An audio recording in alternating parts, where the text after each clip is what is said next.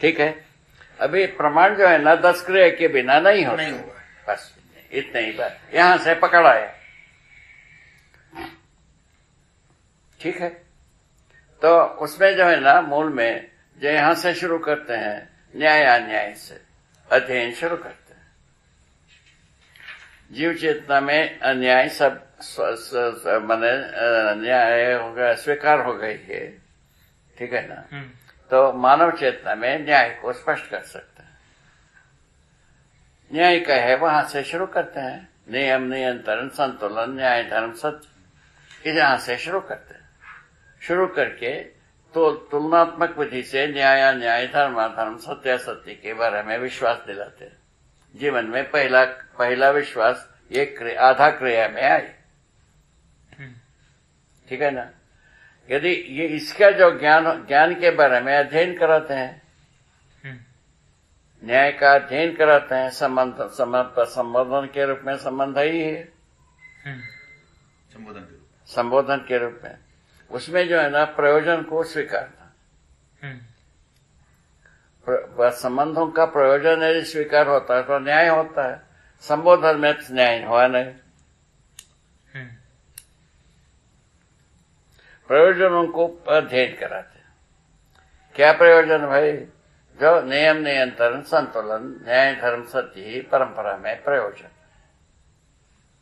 इसका बोध कराते हैं। इसका बोध करा देने पर चित्त में साक्षात्कार होने की स्थिति आती है। क्या शब्द का अर्थ में वस्तु, अस्तित्व में वस्तु के रूप में साक्षात्कार होने की स्थिति आती है। ये जब आता है, साक्षात्कार होता है, एक उसमें क्या होगा, एक क्रिया आगे बढ़ गए, ठीक है ना। उसके बाद जो उसका बोध होना स्वाभाविक होता है, साक्षात्कार का बोध होना स्वाभाविक ऑटोमेटिकली होता है, ठीक है। इस बोध को अनुभव होना ऑटोमेटिक, अनुभव में ऑटोमेटिकली प्रमाण होना स्वाभाविक, प्रमाण बोध होना स्वाभाविक। यहां तक हम आ गए। प्रमाण बोध अब तक आने के लिए जब संभावना बनती है, वहां तक हम बोध करा देते हैं। कैसा? नियम, नियंत्रण, संतुलन, न्याय, धर्म, सत्य को प्रयोजन के रूप में हर संबंधों में हम अध्ययन करा देते। संबंधों में जीना, कुछ भी कर ले, जीना भी नहीं, शरीर नहीं है, तभी भी किसी संबंध में ही प्रेरणा देना, ऐसा पकड़ में आया। पहले से पृष्ठभूमि बनी रहती है। हाँ, वैसा तो समान पहले से संबोधन के रूप में रहता ही है।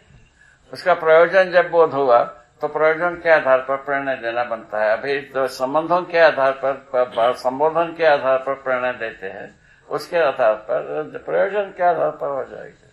ये हुआ जीवन मूलक विधि से जीने की विधि, अनुभव मूलक विधि से जीने की विधि ये आई। इस ढंग से जीने का जो कार्यक्रम है, उसमें जो है ना 10 क्रिया क्रियाशील हो जाते हैं। पहले बताया आधा भाग जो है ना न्याय को तोलना, अध्ययन क्रम में ही शुरू होती है। वहां से जो है ना चित्त में साक्षात्कार होना एक क्रिया है, उसके बाद बोध होना एक क्रिया है, अनुभव होना एक क्रिया है। कहां तक पहुंच गए? 3.5 क्रिया पूरा हो गए। उसके बाद जो है ना अनुभव, प्रमाण जो है ना, जो बोध होना एक क्रिया है। प्रमाण एक क्रिया है, प्रमाण बोध एक क्रिया है। प्रमाण बोध के अनुसार संकल्प होना एक क्रिया है। यहां तक के 5.5 क्रिया। ये भर जाने के बाद जो चित्रण जो है ना, चिंतन के अनुरूप में चित्रण होना शुरू किया। चित्रण होने का कार्यक्रम को ये दर्शन, विचार, शास्त्र के रूप में हम प्रस्तुत किए हो। स्वामी जी भगवान, वो कैसा चित्रण हो गया, वह हम स्वयं चित्रण करके रखा है। ये सब वाङ्मय जो है चित्रण है, सूचना है, सारे वाङ्मय चित्रण स्वयं के हम आपके सामने है। इससे अच्छा क्या होगा? गवाही के साथ हो गए ना। अनुभव प्रमाण को संकल्प में लाकर, चिंतन में लाकर चित्रण करने की कार्य हम पूरा कर दिए हैं। ये 5.5 क्रिया पूरा हो जाता है।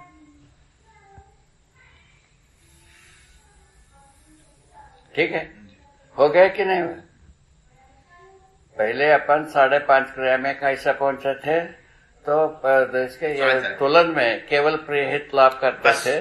न्याय को हम न्याय को तोल नहीं पाते थे, वो तोलने योग्य हो गए, तोल करके प्रमाणित करने योग्य हुए, चिंतन का आधार। हाँ, ठीक है ना। ऐसा 10 क्रियाएं हुई। ये क्लच है। यह जो गेयर लगाने की बात थी, वायर गेयर जो लगना था वो लग जाता। यदि इसके 4.5 क्रिया के साथ 5.5 क्रिया जुड़ गया, पूरा जीवन कंप्लीट अनुभव में भरा हुआ है, अनुभव से भरा हुआ है, तद्रूप तदाकार विधि से।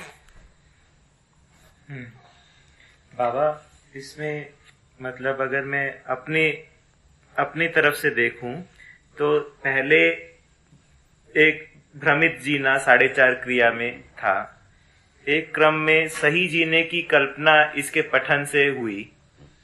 सही जीने की कल्पना मध्यस्थ दर्शन के पठन से हुई। वो अध्ययन की पृष्ठभूमि बनी। अध्ययन विधि से हुए। हाँ, वो अध्ययन की पृष्ठभूमि बनी, साक्षात्कार की पृष्ठभूमि बनी। वो सही जीने की कल्पना जो मध्यस्थ दर्शन के पठन पूर्वक जो हुआ, वो साक्षात्कार की पृष्ठभूमि बनी। क्या ये वाक्य सही है? नहीं हुआ। ठीक, अध्ययन से साक्षात्कार हुआ। हाँ, पृष्ठभूमि नहीं है, अध्ययन से साक्षात्कार। अध्ययन से साक्षात्कार होगा, लेकिन पठन से सही जीने की उसकी साक्षात्कार की पृष्ठभूमि। पठन को अपन अध्ययन मान ही नहीं रहे हैं। पठन को अध्ययन नहीं कह रहा हूं मैं, पठन को मैं अध्ययन की पृष्ठभूमि कह रहा हूं।